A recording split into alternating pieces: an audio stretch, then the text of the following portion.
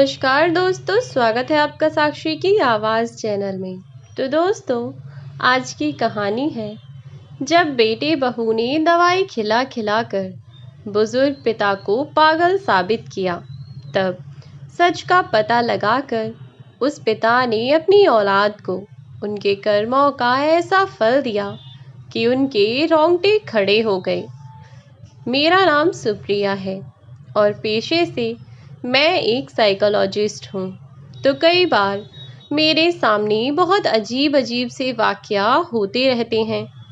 एक बार हुआ यूँ कि मेरा ट्रांसफ़र आगरा के एक मेंटल असाइलम में हुआ, जहाँ पर बहुत सारे अलग अलग तरह के मानसिक रोगों से पीड़ित व्यक्ति थे। साधारण भाषा में जिसे हम पागल खाना कह देते हैं। दरअसल पागल खाने में ऐसे सभी लोग होते हैं जिनकी मानसिक स्थिति संतुलित ना हो, और फिर पागल खाने के नाम से ही आप लोग समझ गए होंगे कि मैं किस जगह की बात कर रही हूँ। उस मेंटल असाइलम में मैं एक डॉक्टर के तौर पर कार्यरत थी। अभी मुझे वहाँ पर गए हुए कुछ ही दिन हुए थे। मेरा तीसरा चौथा ही दिन था वहाँ, इसीलिए मैं वहाँ पर सभी मरीज़ों को भी अच्छे से नहीं जानती थी और ना ही मुझे उनकी जानकारी थी। साथ में एक कंपाउंडर को लेकर मैंने 2-3 दिन लगातार उस असाइलम का निरीक्षण करने के बारे में सोचा, जिससे कि मुझे उस असाइलम के सभी मरीज़ों के बारे में पता चल जाए। हालांकि यह मेरा काम नहीं था कि मुझे सबके बारे में जानकारी हो, लेकिन क्योंकि मेरी रुचि इस काम में बहुत ज़्यादा थी, इसीलिए मैं सब लोगों के बारे में जानना चाहती थी और नई नई जगह पर सब लोगों के बारे में जानना मुझे यह बहुत एक्साइटेड भी लग रहा था। अब मैंने फट से अगले दिन ही कंपाउंडर को लेकर असाइलम में मैं घूमने लगी। कंपाउंडर ने मुझे वहाँ उपस्थित सभी मरीज़ों के बारे में बताया कि किसको क्या बीमारी है और उन्हें यहाँ क्यों लाया गया है। वहीं पर एक बुजुर्ग आदमी बैठा हुआ था, जो कि पार्क में बिछी हुई चेयर या बेंच पर बहुत ही शांतिपूर्वक ढंग से बैठा हुआ था।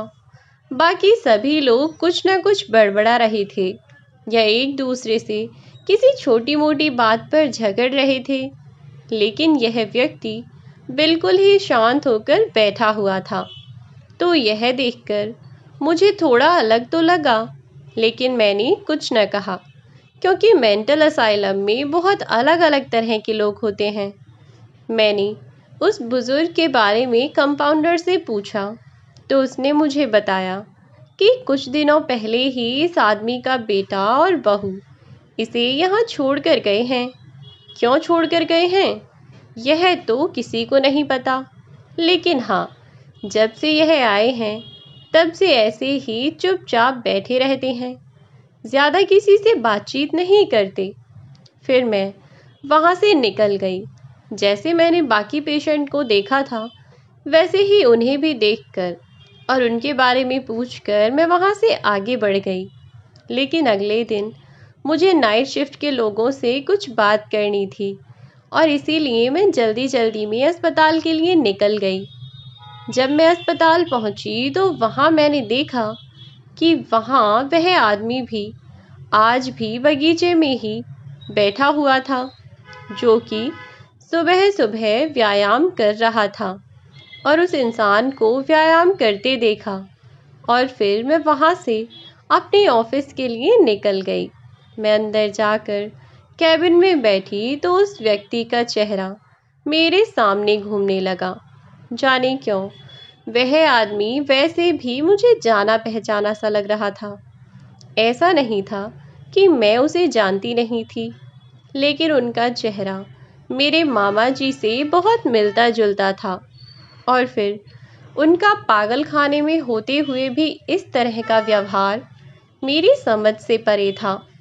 अब मैं भी उस व्यक्ति पर थोड़ा गौर देना शुरू कर दिया। आते जाते मैं उस व्यक्ति पर थोड़ी नज़र रखने लगी।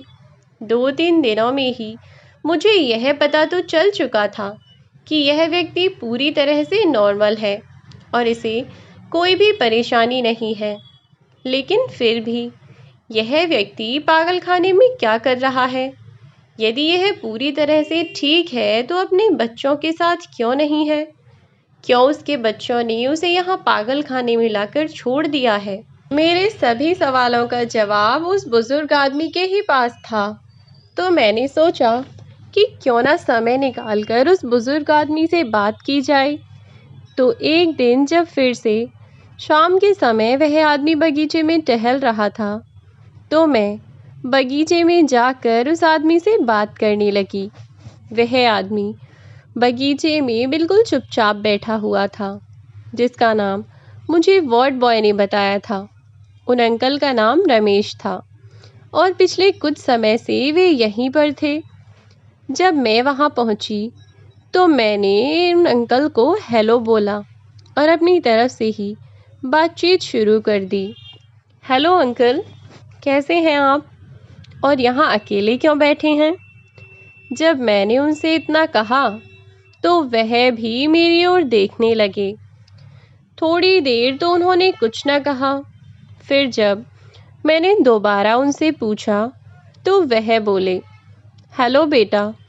जब उन्होंने मेरी बात का जवाब दिया तो मेरी थोड़ी हिम्मत बढ़ी और मैं अब उनसे बातचीत करना मैंने शुरू कर दिया।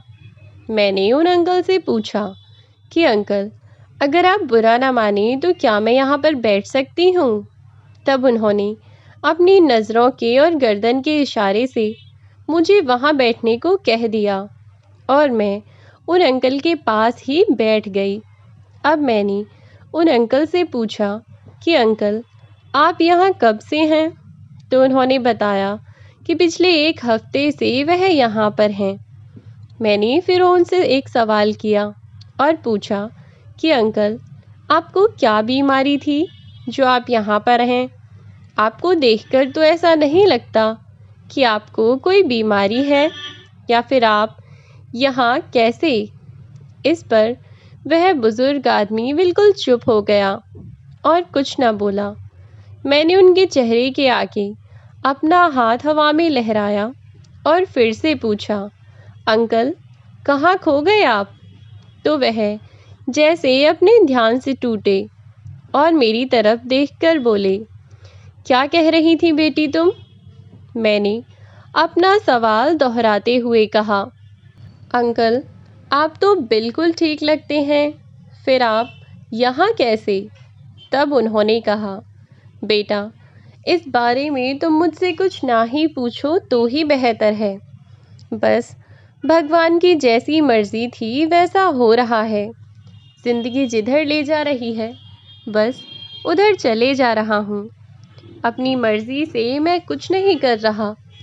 मुझे ईश्वर ने मेरे नसीब में जो लिखा है ना, बस वही हो रहा है।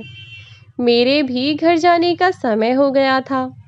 तो मैं उन अंकल से मैंने कहा कि अंकल, मैं आपसे कल मिलती हूँ, अपना ख्याल रखिएगा, अभी मैं चलती हूँ।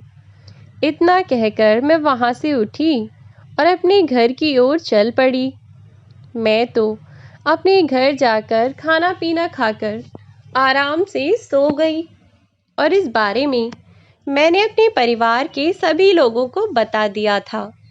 अब तो अगले दिन फिर से मैं जब अस्पताल पहुंची तो वे अंकल नहा धोकर साफ सुथरे कपड़े पहनकर बिल्कुल तैयार खड़े थे।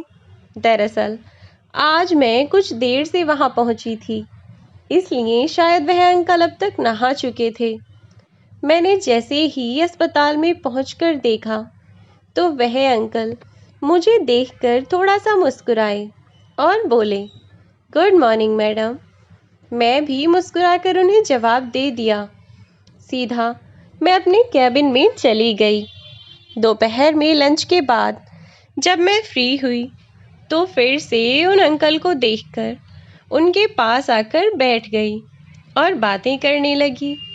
अब तक कल की जो अंकल की कहानी अधूरी रह गई थी, आज मैं उस कहानी को पूरा जानना चाहती थी कि आखिर उनके साथ ऐसा क्या हुआ, क्यों एक सही सलामत इंसान को भी उस असाइलम में यूं छोड़ दिया गया, या फिर इन्हें ऐसी कोई बीमारी है जिसका इनके घर वालों को पता चल गया हो।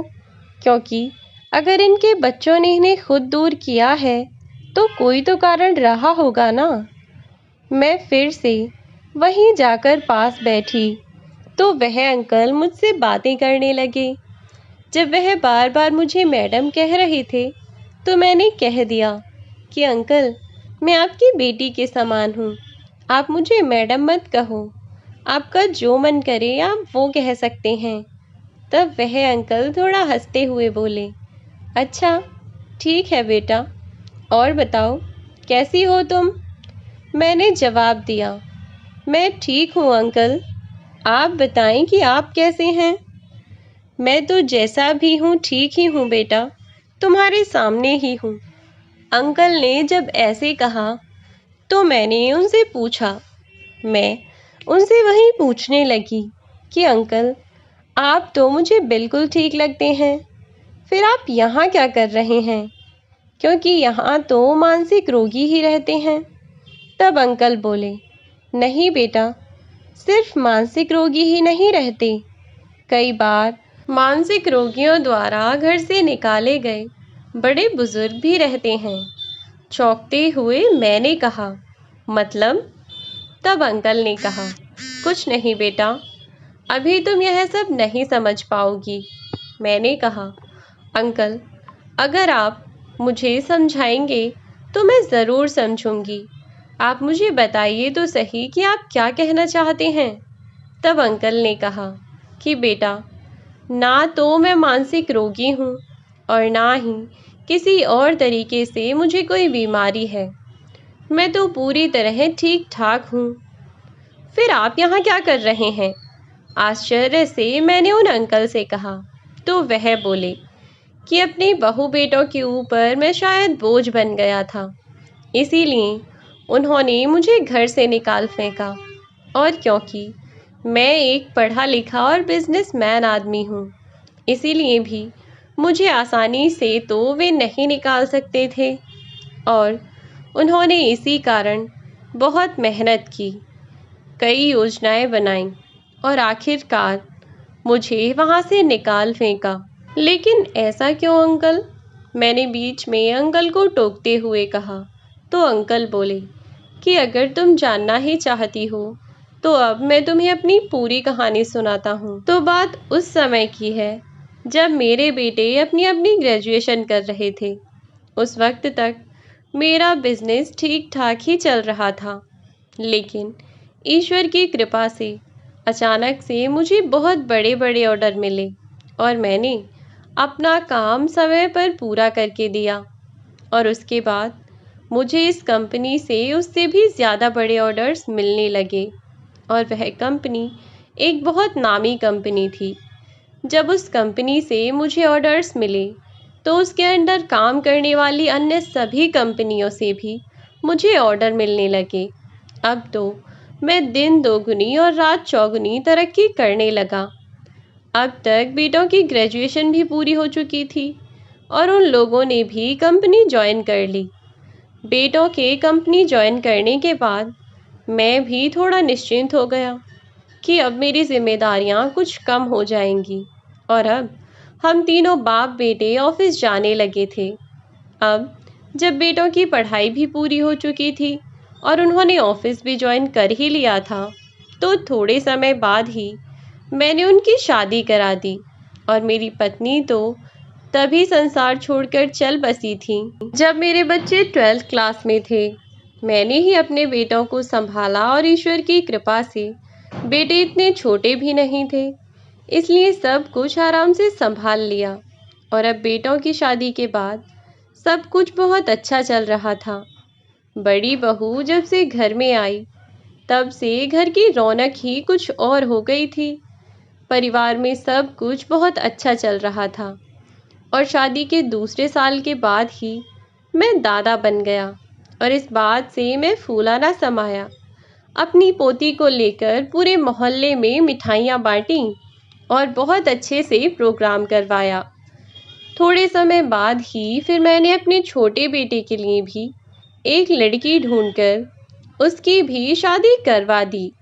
अब वास्तव में मेरा घर घर की तरह लगता था, वरना पहले तो उन चार दीवारियों में मैं अकेला पड़ा रहता था। इसीलिए घर पर रुकने का मन ही नहीं करता था।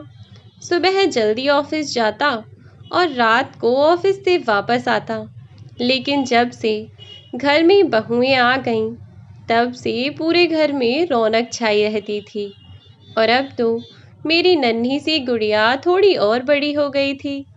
पूरे घर में इधर उधर घूमती रहती थी और बच्चों के बड़े होने के साथ साथ मेरी उम्र ढलती जा रही थी। अब खांसी जुकाम रहना तो आम बात हो चुकी थी और कभी हाथ पैरों में तो कभी शरीर में दर्द होता ही रहता। धीरे धीरे मैंने ऑफिस जाना कम कर दिया। जब तक मैं ऑफिस जाया करता था और पैसे लाकर बहुओं को दिया करता था तो बहुत अच्छा लगता था।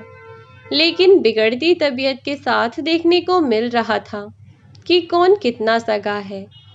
मैं जब बीमार हुआ और 15-20 दिन के लिए अस्पताल में भर्ती हो गया तो उसके बाद मैं घर वापस लौटा और तब तक मेरी कंपनी मेरे बेटों ने ही संभाली थी और इसलिए कंपनी का सारा लेखा जोखा सब उन्हीं के हाथ में था। हालांकि वैसे भी सब कुछ उन्हें ही संभालना था, लेकिन अब तक पैसे देने का जो हिसाब मेरे पास था वह सब सारा हिसाब अब मेरे बेटों के हाथ में था। और शायद वो कहते हैं ना कि पैसा देखकर अच्छे अच्छों की नीयत बिगड़ जाती है, तो शायद ऐसा ही मेरे बेटों के साथ भी हुआ। उन 15 से 20 दिनों में उन्हें कंपनी के मुनाफे का अंदाज़ा हुआ।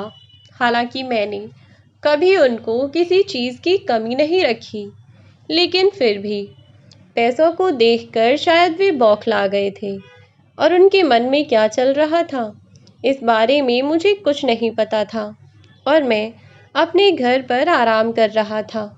कुछ दिनों बाद जब मैं ऑफिस पहुंचा तो बेटों ने मुझसे कहा कि पापा, आप ऑफिस क्यों आए हैं? घर पर रहिए, ऑफिस तो हम दोनों संभाल ही लेंगे और वैसे भी सब कुछ अब तो हमें ही संभालना है। तो मैंने अपने बेटों को कहा, हाँ बेटा, संभालना तो सब कुछ तुम्हें ही है, लेकिन मेरे मरने के बाद। और फिर अभी मेरे हाथ पैरों में जान है, शरीर चलता रहेगा तो अच्छा रहेगा। और वैसे भी किसी भी चीज़ को ऊपर उठने के लिए एक अनुभवी व्यक्ति ही काम आता है। और फिर काम तो तुम दोनों कंपनी में ही कर रहे हो ना, और अभी भी सब कुछ तुम्हारा ही है। लेकिन अब जब मैं ठीक हो गया हूँ तो क्यों ना मैं ऑफिस जाना शुरू कर दूँ। और मैं फिर से ऑफिस जाने लगा। बेटे अब मेरे ऑफिस में नहीं बैठते थे, बल्कि अपने अपने कैबिन में बैठते थे। शायद उन्हें मेरी कुर्सी कुछ ज़्यादा ही जल्दी चाहिए थी, इसीलिए उन दोनों ने इस बात का यह हल निकाला कि वे दोनों मुझे अपने रास्ते से हटा देंगे, क्योंकि जब तक मुझे अपने रास्ते से नहीं हटाएंगे तब तक उन्हें वह कुर्सी नहीं मिलेगी। और इसीलिए दोनों ने प्लान बनाया। मेरी दिमागी हालत क्या ख़राब हुई, उन्होंने मुझे यहाँ ला पटका। यदि वे दोनों मुझे मारते तो शायद किसी न किसी तरह फंस जाते वो, या फिर वे मुझे सिर्फ अपने रास्ते से हटाना चाहते थे। यह सब कुछ मेरी तो समझ से परे था, क्योंकि मुझे इस बारे में कुछ नहीं पता था। मैं रोज़ाना अपने ऑफिस जाया करता। बेटे बहू के साथ भी मैं बिल्कुल सामान्य था और दिखने में वे लोग भी मेरे साथ बिल्कुल सामान्य थे। धीरे धीरे घर में कुछ अजीब चीज़ें होने लगीं। कई बार मुझे कुछ दिखाई देने लगा जो वास्तव में था ही नहीं, लेकिन जब भी मैं किसी चीज़ के बारे में बात करके सोया करता तो वही चीज़ मेरे सामने घूमने लगती। कई बार मुझे भूत दिखाई देने लगते और वास्तव में जो होते ही नहीं। अब तक तो फिर भी यह सब सीमित था, क्योंकि यह सब घर पर ही हो रहा था। एक दिन मैं ऑफिस में बैठा हुआ था और मेरे बेटे ने मुझे कॉफ़ी ला कर दी। कॉफ़ी पीते ही मेरा सिर घूमने लगा। अब जब कॉफ़ी पीते ही बस मेरा बेटा इस बारे में बात कर ही रहा था कि एक बेटे ने अपने पिता को जान से मार दिया। और कॉफ़ी पीने के बाद मुझे अपने सामने दोनों बेटे मुझे मारते हुए दिखे। जब मैंने अपने बेटों को खुद को मारते हुए देखा तो मैं चिल्लाने लगा, और जैसे ही मेरे बेटे मेरे सामने आए तो मैं उनसे खुद को बचाने लगा। ऑफिस में यह सब देखकर लोग घबरा गए, और अब यह सब मेरे साथ होना आम बात हो चुकी थी। मुझे इन सब की सच्चाई नहीं पता चल पा रही थी कि क्या है। उसके बाद मेरी बहू बेटों ने ज़बरदस्ती मुझे इस असाइलम में भर्ती करवा दिया, और फिर मेरी बात कोई मानता भी नहीं, क्योंकि मैं तो सबकी नज़रों में पागल हो चुका था। लेकिन आज तक मुझे यह सब समझ नहीं आता कि मुझे यह सब चीज़ें कैसे दिखाई देती थीं। आखिर ऐसा क्या होता था, क्योंकि जब से मैं यहाँ आया हूँ तब से मुझे ऐसा कुछ दिखाई नहीं देता, और ना ही मुझे कोई परेशानी महसूस होती है। मैं पूरी तरह से ठीक हूँ। मुझे नहीं पता कि वह सब क्या था।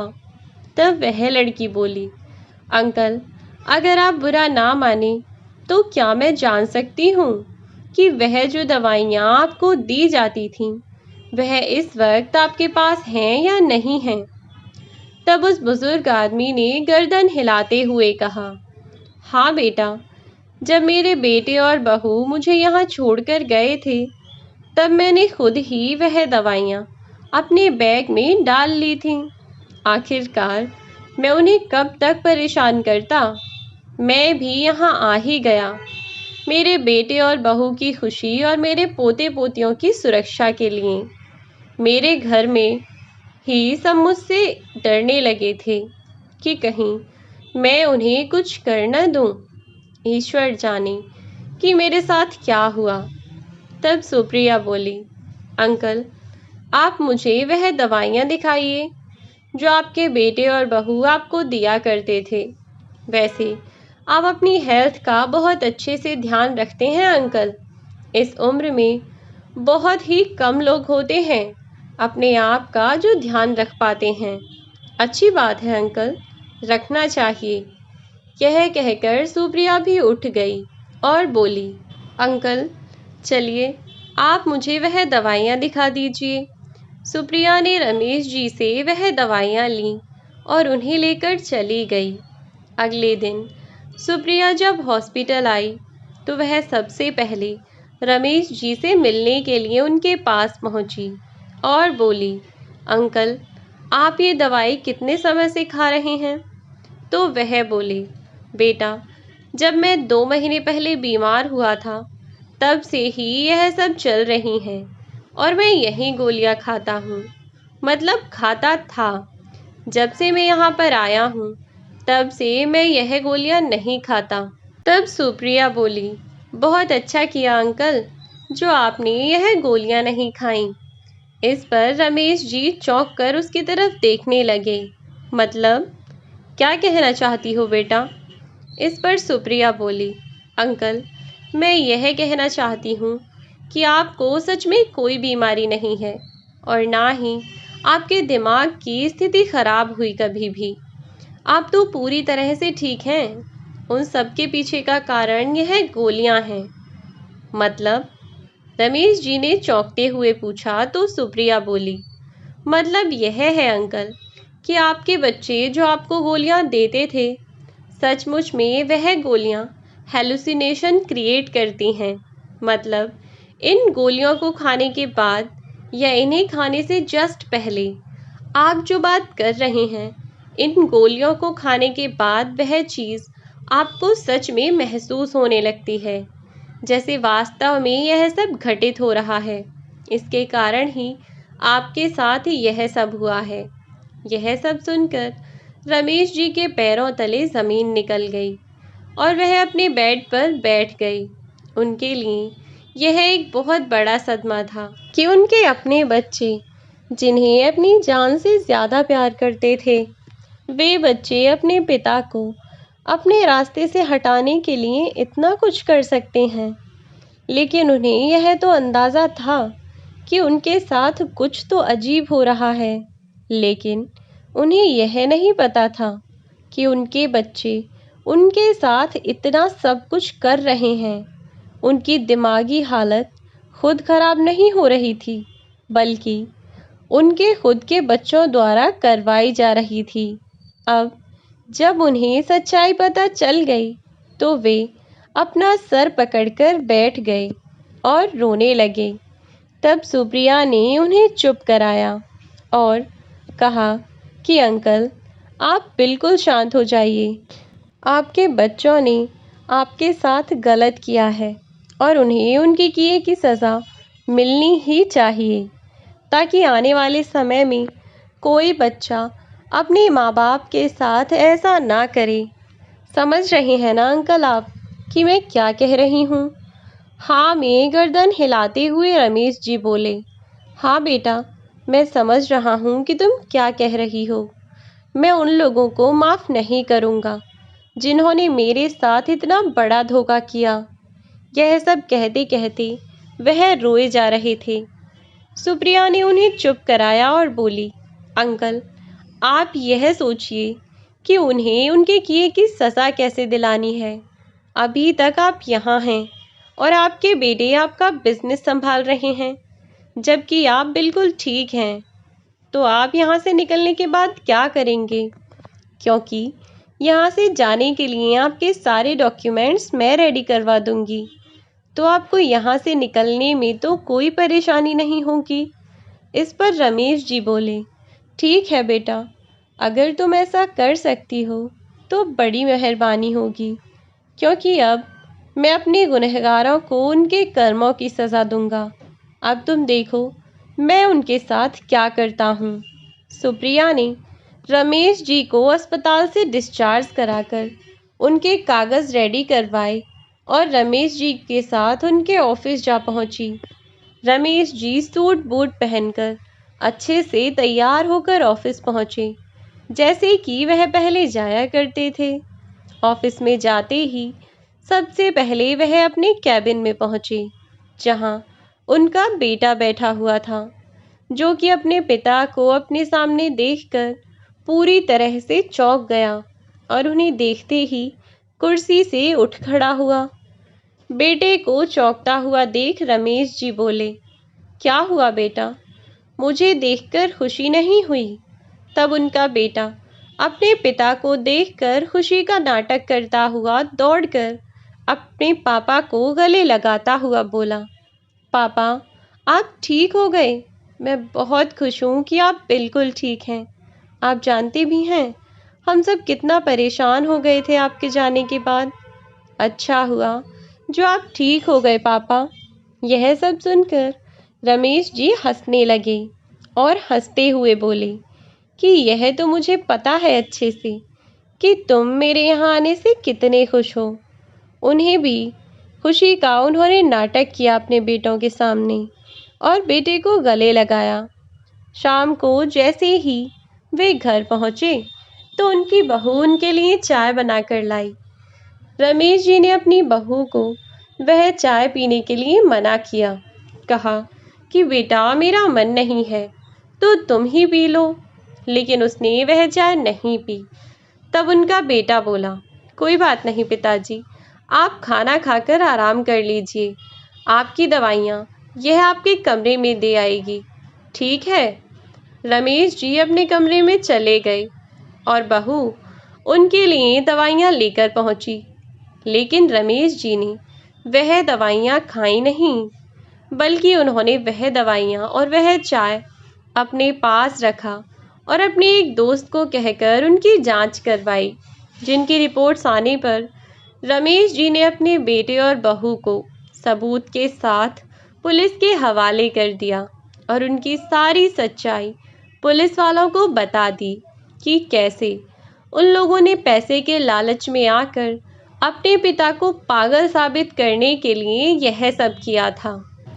और क्योंकि उनके पास सबूत थे, तो बेटे और बहू को उनके कर्मों की सज़ा मिली और कुछ सालों तक जेल भुगतने के बाद जब वे लोग घर पहुँचे तो उनके बच्चे भी उनसे नफरत करने लगे थे, क्योंकि उन्हें अपने माँ बाप के कर्मों के बारे में सब कुछ पता चल चुका था और अब वे अपने माँ बाप की बात ना मानकर अपने दादा का ख्याल रखते।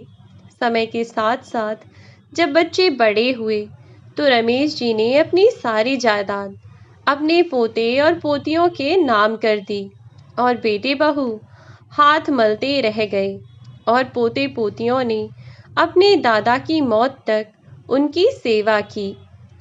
तो दोस्तों, यह थी हमारी आज की कहानी। आज की कहानी आपको कैसी लगी हमें कमेंट करके ज़रूर बताएं। अगर आपको वीडियो अच्छी लगी हो तो वीडियो को लाइक करके चैनल को सब्सक्राइब करना बिल्कुल ना भूलें अगर आप इस चैनल पर नए हैं तो। साथ ही बेल आइकन प्रेस कर दें ताकि आने वाली वीडियोस की नोटिफिकेशन मिलती रहे। आज के लिए इतना ही, मिलती हूँ नए वीडियो में नई कहानी के साथ।